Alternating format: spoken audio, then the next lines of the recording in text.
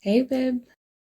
So today I'll be switching things up a little bit to talk about queer baiting, or rather my perspective and experience of it, because we have different expectations and perceptions around almost every human experience. And of course, I do have my biases on the subject. If you're new here, welcome. My name is Faye, and today I'll be using my bisexuality as the privilege that it is to examine two Kenyan creations and find them very wanting in their use of queerness. Welcome to what I believe is the 22nd episode of Between Me and the Ink. Thank you so much for stopping by. Queer baiting is a marketing technique that involves making suggestions of homosexuality or even homoeroticism without really committing to any LGBTQ themes within the content. And for some reason, this is becoming a very common direction in Kenyan media, and I believe that the intention is to get LGBTQ related international recognition, which I think is neither here nor there. I mean, you do what you have to do to get the money, babe. But is there maybe a way to actually get the money without sacrificing us?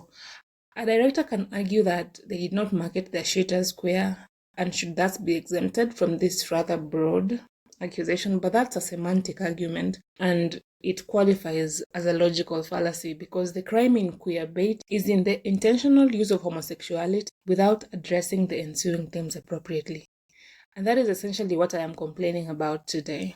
In 2021, I was so excited to watch Nafsi. I was due for a movie date, and whenever there's a Kenyan movie showing and I'm going to the movie, I'll definitely watch it. So the first few minutes of it were fun. Like, it has some of my favorite Kenyan babes, but there were so many other ways that story could have gone. Ideally, I would have loved a situation where the two babes decided to be together and raise their child, right? I mean, they were both responsible at that point, and they did have a good relationship, so why not? And I can see why it would have been the wrong move for the kind of audience that they were targeting. Another option would have been for the guy to disappear or die a mysterious death. I mean, it happens all the time.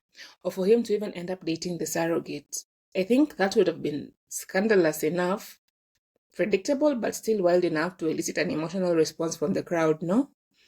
The men would be happy because it reinforces the fallacy of women being their own worst enemies, as if femicide doesn't exist. The women, some of them at least, would be happy because, well, I don't know. I don't understand those kind of women either, but they exist. And we all know one too many of them. When the Nafsi people decided to hint at having a closeted gay husband whose male lover has been giving him money and allowing him to maintain a facade at home, they knew what they were doing. They were dangling the idea of representation without really committing to representing queerness. Other than the male lover showing up with threats and the guy finally disappearing from home, presumably to ride into the sunset with his clandestine daddy, we get absolutely nothing from this film, and that hurts my heart. The aftermath was ongoing discussions of closeted gay husbands, and once again homophobia took the day. Even the women that outrageously flirt with other women on my feeds were up in arms against male homoeroticism because, well, it's only sexy as a concept that lives in your mind. Once it becomes real, it's a problem, yes? Make it make sense. Make it make sense. I get how that trope may have been used to start the conversation about queerness as a reality, but the way they did it just left a really bad aftertaste because, first of all, how is that the only representation of queerness in that film? Like, how is it just that?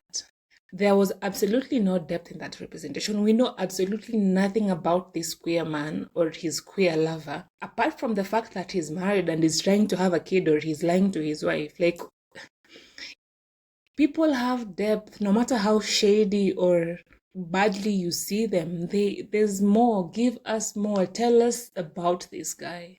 What are his thoughts and his dreams and his fears? Like, tell me more. More recently, I got to watch Volume, which is a Kenyan series on Netflix. And when I saw the trailer, I was so excited because, to be honest, the picture quality is really good and really, really encouraging. And also, who doesn't love seeing a talented young man thugging it out on the streets, yeah? But a few episodes in and I was still confused. First of all, the way Smalls was introduced. What was happening there? So much sex, then action, and hints of queerness, but never any commitment to it. Like when Smalls gets lost staring at Benja, I asked the intention was to hint that he's crushing hard on him, And then he gets overly defensive when Castro tries to bring it up, all while also having very interesting threesomes in the sex den. I mean, your sexual preferences are valid, but what was the point? I feel like someone in the writing team was just like trying to actualize their fantasies a little too randomly. And more importantly, why did they kill him off so senselessly like that? Like, why? I feel like there were better ways to treat this character, even without making him the center. Because, yeah, we were all supposed to be focusing on Benja, but Smalls deserved better, to be honest. A lot can be said about how this series fell short, but personally, it pissed me off a good one. And maybe that was the strategy. Or maybe the second season will make up for it, but I doubt that because, well, we already fell for that bait.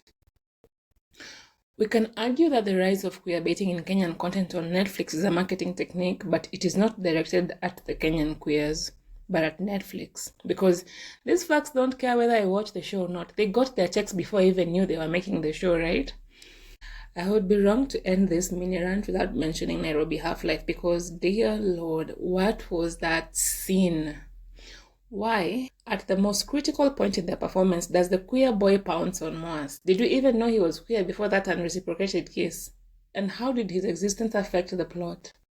Also, of all the things that never happened, that one got top 5 for sure. It is this ornamental display of queerness that is being replicated for international recognition in volume because it's the same people. I mean, if it worked then, given how many awards Nairobi Half-Life won, one might be compelled to stick to the winning formula despite the very obvious change in context. I cringed so hard when that scene happened. There are so many ways to represent queerness, and that was offensive. I understand films and shows steering away from queer themes given how easily they get banned for making a certain old man uncomfortable. And that just amps up my expectations on the films and shows that showcase queerness because you can gun for that Netflix money and also do a service to the community. Representation is such a big deal to the minority communities that when heteros dangle it as a bait to catch some dollars, it justifiably leaves a vile aftertaste. But then again, the money was made and we're still gay. So, sad to do. Here's an idea. Let's make movies, shall we? I think when it comes to representation, it is best that we do it for ourselves. We cannot sit in the sidelines and hope to be seen. No, we see ourselves. We exist. We have the capacity. We have the talent, the skills, even the experience to make the kind of movies that will validate us. And we can argue for days about this, but we do need to feel seen. And we do that really well within the community because we do see each other. We commune really well. But when it comes to the mainstream front, I think as queers, we need to work towards showing up. Because right now,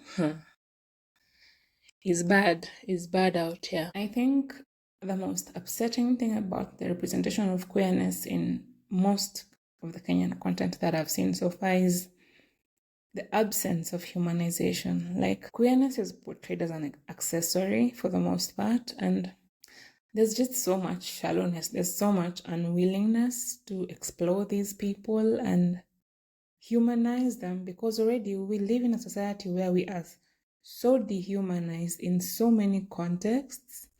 And when the mainstream media does it too, like, sure, they're playing to the social contexts, but why? Isn't art supposed to be better than life? Isn't it supposed to be more? I don't know. I feel like there is a very significant missed opportunity for dealing with homophobia through the arts. And many, many years ago, I think either during or immediately after COVID, I did watch a play that was not heavily homosexual, but there were aspects of it, and it was entrenched in history. I am struggling to remember the name of the play, but that was such a beautiful experience. I remember I was so emotional watching it, and it's like the first time Kenyan content was embracing queerness. Is it too much to ask for more content like that? Like, I'm not saying that all Kenyan films and shows should be queer-centered. But if you're going to use queerness in your content, can you at least humanize the queer characters? Can you at least make the effort to represent people more adequately and more wholesomely, and like have them be people, not just accessories to your story or just a way for you to get nominated for some award because of the superficial inclusivity? I mean, you obviously don't care about the reviews of the queer people. That's why you're doing that bullshit, but can you at least find it somewhere in your heart to do better? If you're still here, I see you. Thank you so much for sticking with me. I actually feel a little better now that that's off my chest. As the new week starts, may you be seen in all the ways that benefit you, because, babe, your existence matters regardless. Okay? Bye.